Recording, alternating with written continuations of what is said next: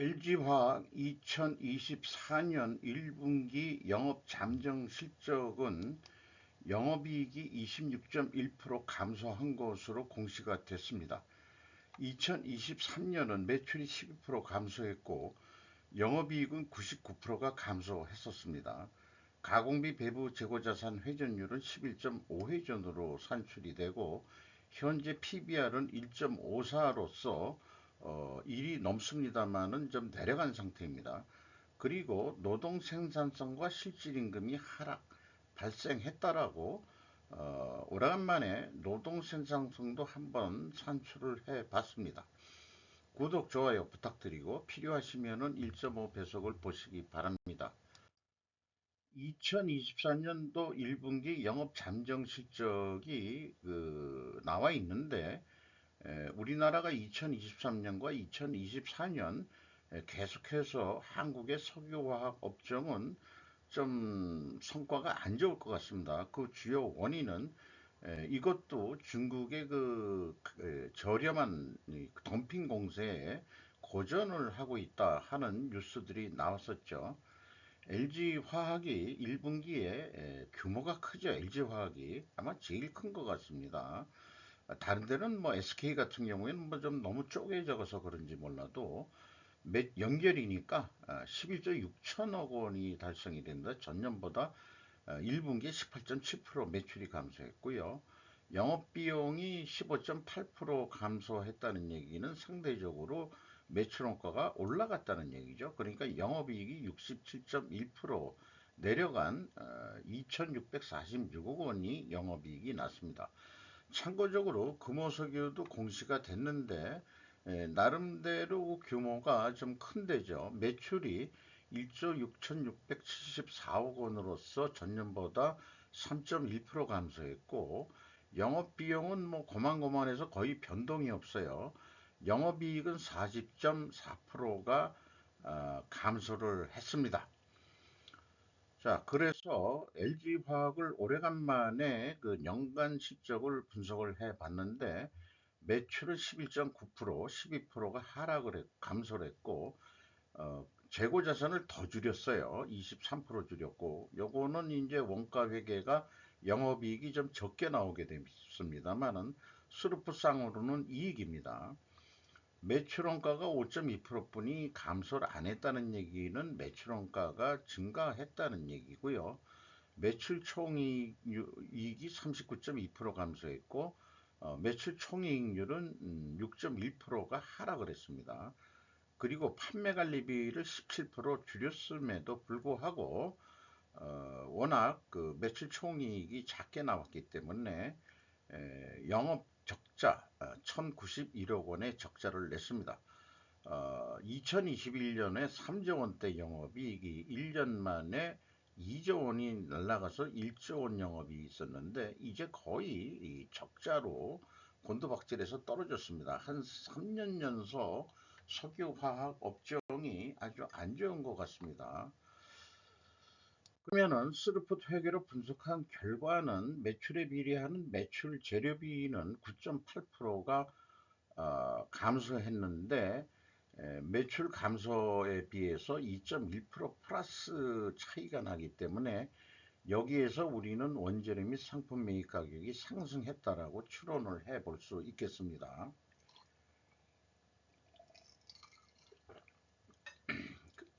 스루풋 금액상으로 15.4% 감소했고요. 스루풋율은 1.5% 하락했습니다.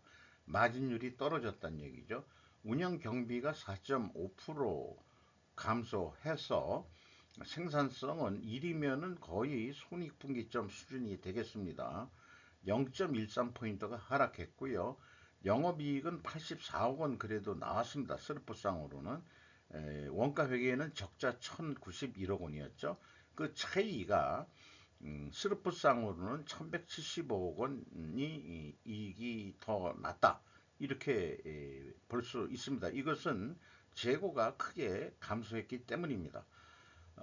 향후는 아마 그 손익계산서 그 작성 표시 방법이 달라질 거기 때문에 그때는 수루풋율과 매출 총이익률 비교 분석이 더 의미를 제공할 거로 해서 이 그 차이를 좀 더 간명하게 그 또 하는 방법을 연구를 해야 될 것 같습니다. 재고자산 명세를 보면은 그 WCAI 가공비 배부 재고자산이 4,475억 원이 감소가 됐습니다. 제일 많이 감소된 게 이제 제품 및 반제품이 재고가 줄었어요. 그리고 그 재고자산 명세를 공시를 하면서 밑에다가 이런 표시들이 있어요. 매출 원가로 인식한 재고자산의 원가. 요것이 12조 8,389억 원이다. 이렇게 표시가 되어 있는데 이게 의미하는 바가 뭐냐 그러면은 비성분에서 매출원가 재료비라고 말씀드릴 수 있겠습니다. 뒷장에서 이 금액이 어떻게 나오는 거냐도 그 좀 알려드리. 이게 회사마다 개념이 좀 틀린 것 같아요. 재고자산 원가라는 개념이. 근데 그 LG화학은 나름대로 합리적인 그, 그 재고자산 원가라고 표현하고 있습니다. 그래서 비성분을 그 1번과 2번 매출원가 재료비하고 운영경비 두 가지로 크게 나누면은 회사는 그 재고자산의 변동 범위를 상품까지 놓고 이렇게 표시를 해서 4,475억 원이 플러스로 표현됐으면 감소했다는 뜻입니다. 원재료 사용액이니까 이 사용액과 그 다음에 여기 있는 가공비를 더하면 총 제조 비용이 나오게 되어 있고요. 그런데 저 밑에 있는 것은 그렇게 계산 안 하고 매출원가에서 기말 재고를 더하고 기초 재고를 빼면은 또 총 제조 비용이 나옵니다. 그래서 이 위에도 써놨지만은 총 제조 비용이 똑같이 안 나올 수도 있는데 에, 요거는 데이터가 공시가 되죠. 요 총 제조 비용은 제가 분석을 해야만이 나오는 거고 제조 원가를 공시를 안 하니까 그래서 요 아까 얘기한 12조 8,389억 원이 여기에 그 재고자산의 변동액과 그 다음에 원재료 사용액, 상품 매입액을 더한 금액이 바로 매출 원가, 자기네들이 그 재고자산 원가라고 표현하는 것이 제가 쓰는 표현으로는 매출 원가 재료비, 그냥 영어로 얘기할 때 그냥 머터리얼 코스트라고 이름을 붙이고 있습니다. 이 금액과 일치하는 것은 확인이 됐고요. 운영경비 7조 2천에서 판매관리비 2조 8천을 뺀 게 가공비가 되는데 4조 4천 억 원, 5.6% 금액이 증가했고 그 총 제조 비용에 대해 비합물로는 3.7% 상승했고 재료 비율은 3.7%가 하락한 것으로 그렇게 나옵니다. 여기에서는 원재료 및 상품 매입 가격이 하락했다라고 추론이 나오게 되는데 일자 추론과는 모순이 나옵니다. 이렇게 모순이 나오면은 재고자산 매출원가 회계 투명성이 좀 문제가 있다. 이렇게 우선은 생각해 볼 수 있겠어요. 어, 이 스르프 분석을 하면은 재고자산 매출원가 회계 투명성 검증을 안 해볼 수가 없는데 일본은 이제 그 스루포시 기준을 가져가고 있는 거고 비성분은 회사가 건데 이게 일치를 합니다. 일은 단지 단수 차일 거예요. 그러니까 표준적인 방법을 가져가고 있다 이런 얘기예요. 그리고 이 작년도의 갭에 대해서는 이걸 도저히 뭔지 찾아갈 방법을 모르겠습니다. 이게 무엇인지 좀 틀립니다. 그래서 PQ 총 제조 비용의 갭도 그 아까 그 재고 자산의 변동 범위 금액하고 동일한 금액으로 다 차이가 납니다. 이 생산 재료비도 그렇고 올해 2023년 돈은 다 일치하는데 이렇게 그 틀린 금액이 갭이 무슨 금액인지 알 방법은 없어요. 그리고 현금 흐름표 기준에서는 좀 복잡한데 이걸 현금식으로 읽으면은 현금이 5,031억 원이 들어왔다는 얘기면 재고가 5,031억 원이 감소해야 되는데 4,800억 원분이 감소를 안 했어요. 그러면은 어디 현금이 220 2억 원이 어디서 공짜로 들어온 거냐 이렇게 물어보면은 그거이 아니고 재고자산 평가 손실 이건 마이너스면 환입을 잡았다는 얘기일 거예요. 그래서 최종적으로 467억 원의 차이가 그래도 나는데 그러면은 이게 어디서 들어온 거냐? 아니 빠져나간 거냐? 이렇게 얘기를 하면은 그게 매각 예정 재고라고 추정이 됩니다. 그러면은 그게 거의 같은 금액인데 200만 원 차이도 이거 뭐 단수로 그냥 간주를 하자고요.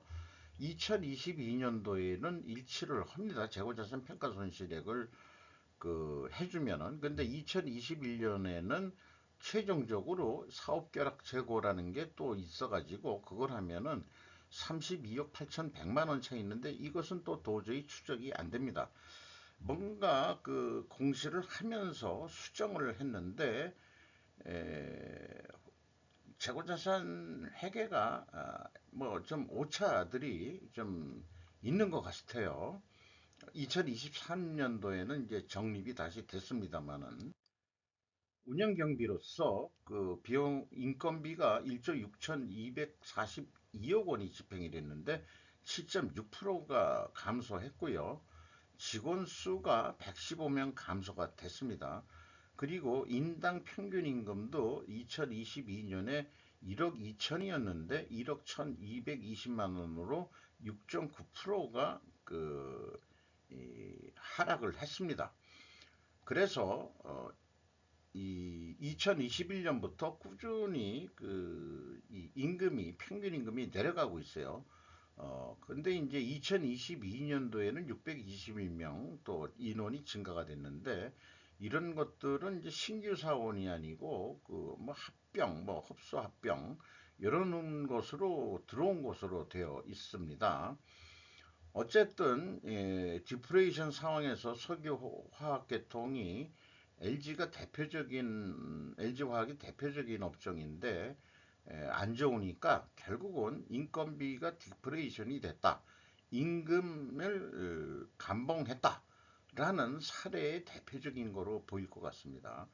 그래서 종전에 여기다가 노동 생산성이라는 것은 이 생산액, 제품 생산액 나누기 인건비인데 요거는 우리가 확인할 방법이 없으니까 제품 생산액을 원재료 사용액으로 대체해서 나눠보면은 작년에 그 노동 생산성이 7.9였는데 7.4로 떨어졌어요. 그러니까 노동 생산성이 떨어질 경우에는 임금을 깎아도 되느냐 이런 얘기인데 저는 노무비만 가지고 하는 건 공산주의 사고방식이다 이렇게 이미 효과 요 방법은 또그 스루프 타임즈에서 중국 사례를 들어서 또 표현도 해봤습니다. 운반비가 53.9% 감소했다는 얘기는 그만큼 영업 활동량이 줄었다는 얘기가 될 거고요. 지급 수수료는 거꾸로 근데 5.1%가 증가했습니다. 실질임금의 하락이 발생한 사례라고 보여집니다. 경영평가로서 재고 회전율이 11.5회전으로 상승을 했고 스루픈율은 1.5%가 하락을 했습니다. 이렇게 역방향이면은 분식회계 개연성 가정을 세웁니다. 요거가 이제 반증이 돼야 되겠죠. 생산성 떨어졌고 재고 투자 수익률 뭐 크게 떨어졌죠. 계속 떨어지고 있죠. 이자 부채 레버리지율은 거꾸로 32.5%로 증가해 버렸습니다. 25.2%에서 돈을 많이 차입을 했다는 얘기죠. 나머지는 좀 참고해 주시고요. 그래서 이러한 경우는 여기에 해당한다고 하겠습니다. 회전율은 상승했는데 스루픈율은 하락을 했다. 역방향이면 분식회계 개연성 가정을 세우는데 이를 LG화학이 반증을 하려면 원재료 가격이 하락해야 되고 판매 가격도 내려가야 됩니다.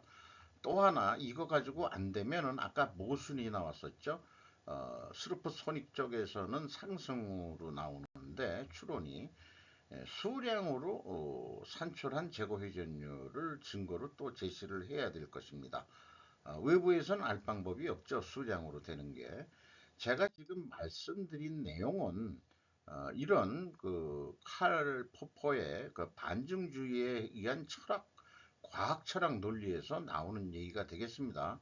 이 양식을, 이 도표를 이 스르프 타임즈의 그 경제나 정치 면에서도 다 지금 적용하려고 간단한 방법으로 우리가 논리를 좀 향상시키는 거로 지금 좀 진행을 해보고 있죠. 제 자신도 뭐 계속 배우는 입장에서 그렇게 하고 있습니다. 어, 그래서 원재료 가격이 내려가고 판매 가격도 내려가야 된다. 원재료 가격 내렸습니다. 보통 기본적으로 화학의 그 기초 원료가 나프타로 되어 있는데 원화 가격이 있고 수입 가격이 있어요. 톤당입니다만은 어, 그런데 이제 그 평균 단순 평균 했습니다. 24.6% 내려갔는데 제품 가격은 이런 나프타를 납사라고 보통 부르죠. PVC 같은 거를 제일 많이 그 생산해 내는데 전부 다가 내려갔어요. 그래서 평균 19.8% 제품 가격을 하락시켰습니다. 그러니까 입증은 됩니다. 그래서 지금까지 구두로 한 것을 조견표로서 이렇게 그 했는데 반증이 원재료 가격 하락 및 판매 가격 하락인데 입증이 됐죠. 그 입증은 패스가 되는데 1차 출원 보수는 아직 찜찜하다 이거예요. 음, 그것이 수량으로 한번 해봐야 된다. 확실하게 하려고 그러면은 아까 그거를 조견표로 또 만들어 보면은 원재료 가격이 24.6% 내렸으니까 가격 인하 압박률은 17.2%인데 판매 가격은 조금 더 내렸어요. 이게 다 그 중국하고 경쟁 관계 때문에 그럴 것이다 이렇게 봅니다. 어쨌든 요 위에 얘기한 대로 지금 뭐 윤 정부가 총선에 패배한 것도 물가 때문에 그렇다고 일본 에, 측에서는 그렇게 그 진단을 했는데 에, 뭐 어떤 한국 그 유튜버는 에, 돈을 안 뿌려서 졌다 이렇게 하는데 그때 이제 생각이 대한민국 국민을 어찌 보고 그따위 얘기를 하느냐 한국인으로서 그럼 대통령 선거 때도 돈 뿌리면 되겠네 내가 그렇게 반문을 했습니다마는 그런 식으로 그 접근하면은 너무나 물욕적이고 좀 비합리적인 그런 거라고 생각이 듭니다. 그래서 물가 때문에 이 총선에 졌다. 이거가 더 합리적인 원인일 것 같습니다. 이렇게 중요한 거니까 공개를 해야 되잖아요. 그러니까 기업부터 모범을 보여서 LG화학 나름대로 이 매입 가격하고 판매 가격을 제대로 공개를 했다. 그래서 그 판매 가격이 또 내려갔다. 더 내려갔다. 원재료 내려간 것보다 더 내렸다. 이런 것까지 이제 보게 된 겁니다. 자, 그러면은 2024년에 이런 비율 관계로 해가지고 어, 그 LG화학이 재료 비율이 74.3%고 수료분율이 25.7% 이렇게 되는데 재료 비율과 그 다음에 운영 비용을 뒷갚음해서 각각 계획을 세울 수 있다는 겁니다. 원가 회계는 안 된다. 통틀어서 전부 다 전체적으로 다 같이 봐야 나오는 거고. 그래서 원가 회계상으로 본 것은 실적을 감안해서 생각을 해보는 건데 판매 관리비 내렸습니다만은 딱 1% 정도만 인상이 된다고 보고 증가한다고 보고 적자니까 이게 마이너스 150%면은 흑자 전환으로 50% 이익을 더 낸다는 의미가 되겠습니다. 그러면은 거의 20조 원 정도 하는 거로 요 경우에 그 매출 원가는 어떻게 재정 원가를 어떻게 계획했냐 그러면은 생산 재료비 1% 증가한다고 봤고 그다음에 가공비도 1%만 증가한다고 봤습니다. 대신 재고는 또 10%더 줄어드는 거로 장사가 좀 잘 안 될 것 같으니까 그래서 이제 17조 원의 그 매출원가를 계산해 낸 건데 그래서 그 이익을 내려면은 뭐 이렇게 20조 원 정도 해야 된다. 이걸 판매 단가라고 얘기한다면 가격을 조금 올려야 되는 거 아니냐 이런 생각도 해볼 수 있어요. 그래서 실행 결과를 시뮬레이션 해보면은 요 재고 증감을 기준으로 한 그 원가 사고 방식으로는 거의 20조 원인데 영업 사고 방식으로는 재고의 증감은 관여를 우리는 안 하겠다 이렇게 되면은 한 19조 한 8,450억 어쨌든 의사결정은 우수리 떼고 요거를 판매 단가라든가 그 다음에 구매처하고의 단가 계약이라 그러면은 1980만 원에 계약을 하면은 적자다 이런 얘기예요. 그럼 흑자를 내기 위해서는 2% 정도를 더 판매를 하면은 손익분기점 선을 약간 넘는 391억 원 정도 이익을 낼 수 있을 것이다. 그런데 그렇게 고생하느니 재고를 10%만 올려라. 작년 말에서. 그러면은 가만히 있어도 1587억 원의 이익이 날 거다. 요거의 문제다 이거죠. 원가 회계라는 게. 스루풋은 그런 거 관계없이 자, 실적 베이스로 하는데 운영 비용이 내려갔습니다만은 환율도 지금 오르고 또 뭐 석유값도 오르고 그런 데는데 어쨌든 운영 비용도 좀 1% 정도 오르는 거로 보고 영업이익은 실적보다 50%더 낸다. 126억 원 이익을 낸다. 그 정도로만 해보자. 그러면은 20조 2340 20조 그 1582억 원 매출 계획이 나옵니다. 그다음에 요거는 이제 운영 비용 기준으로 계획을 하는 거고요. 스루프 매출 재료비로 기준을 하면은 1% 정도 요것도 올리고 그다음에 이제 판매 가격은 0.3% 정도 약간 올리는 거로 했을 때 매출액이 20조 2,300억 정도 약간의 그 서로들 차이가 있죠.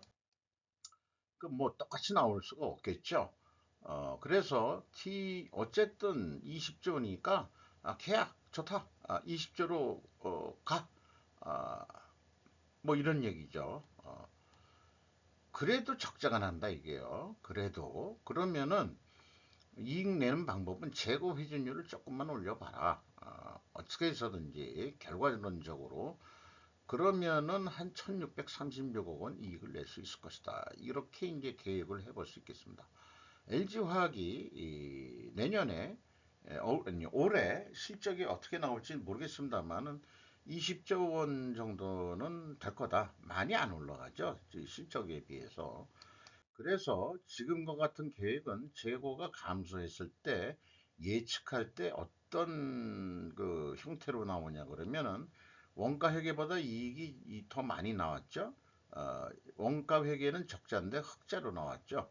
그리고 원가 회계보다 판매가는 높게 나오게 되어 있습니다. 그래서 재고를 감소시킨 기업의 이 견적서는 깎지 말으라고 제가 자꾸 얘기를 합니다. 대한민국 경제를 위해서 그렇습니다. 디프레이션을 좀 완화시켜서 조금 더 경제가 올라갈 수 있도록 구매하는 측에서도 그렇게 배려를 해주는 것이 바람직하다. 이런 얘기가 되겠고요. 현금 재무지표로서 EAT 최고 현금 순이익이 1조 6,977억 원을 벌었어요. 그러니까 손익계산서는 적자라 그래도 현금으로는 벌었다는 얘기입니다. 그리고 현금 수익률로는 5.6% 작년보다는 떨어졌고 그 다음에 EMS 이 영업활동으로 다 유입된 돈은 1조 4천억 정도가 들어왔는데 최종적으로 그 이 유출된 돈은 9,653억 원이 그 현금이 유출이 됐어요. 이게 돈을 잃은 게 아니고 이 캐펙스 자본적 지출에 1조 원 돈을 투자를 계속하고 있습니다. 2022년도에도 1조 7천억. 안 좋지만은 뭔가 이게 또 그 흡수 합병도 있고 뭐하고 해가지고 또 정산하는 것도 있고 등등 해서 이렇게 돈이 나간 것으로 그렇게 산출이 됩니다. 그리고 이 프리 캐시 플로우로서는 채권자가 2조 5천억 원을 더 투자를 아니 돈을 빌려줬어요. 그래서 32.5%로 했고 이자는 좀 싸게 쓰고 있네요. 2.2%. 그 다음에 주주한테서 이익 배당이 주로 되겠는데 이게 2.6%로 하고 있는데 2023년도는 실적이 2024년도에는 주총에서 이익 배당을 못하겠다 이렇게 나올 수도 있을 것 같아요. 주총에서 어떻게 결정됐는지 그거는 안 찾아봤습니다만은 그게 뭐 주목적이 제가 아니니까. 그래서 이 금액은 자본 변동표에서 확인할 수 있는 금액이고 일치를 합니다. 주가는 40만 천 원으로서 2023년 초보다 19만 3천 원이나 크게 하락을 했어요. 그래서 PBR이 221%에서 154%로 하락을 했습니다. LG가 33.34% 가지고 있고 연금공단이 6.7%, 그리고 외국인 세 군데가 눈에 띄는데 JP 모건 스탠리, CISA, CLSA인가 CI 이렇게 나와 있습니다. 38.94%. 상당히 관심 있는 기업이죠. 최대 주주의 지분율하고 연금공단 거면 39%인데 이 사람들 무슨 작전이나 한 듯이 당신네들보다는 우리가 뭐 지배할 목적이 있는 게 아니고 우리는 이익 배당 목적으로 투자하는 거니까 이게 외국 기관끼리는 서로 이렇게 서로 커뮤니케이션을 하는 모양이에요. 이건 넘지 말자. 걔네들이 우리를 의심할 거니까. 한국은행 아니 저기 시중은행은 뭐 70% 정도 되죠, 외국계가. 일본에서 그 금융 자본에 의한 식민지화돼 있다, 일본이. 근데 우리나라는 에, 진즉 IMF 때 그때부터 이제 금융 자본의 식민지화, 그 식민지라는 표현을 굳이 쓴다면은 그렇게 돼 있죠. 어찌 보면은 이 금융이 벌써 식민 지배화되고 있기 때문에 미국은 간접 지배를 한다 이렇게 보면은 될 것 같아요. 그게 그래서 잘못된 거냐? 음, 세상이 그렇게 돌아가는데 어쩌하리까? 그러니까 열심히 그 상황에서 각자 도생하자 하는 얘기가 나오고 어, 좀 그러니까 제가 스루프 타임즈도 왜 주제를 그 생존 우선순위로 뒀는지 제가 말씀드리는 취지도 이해를 해 주시면 좋겠어요. 이상 마치도록 하겠습니다.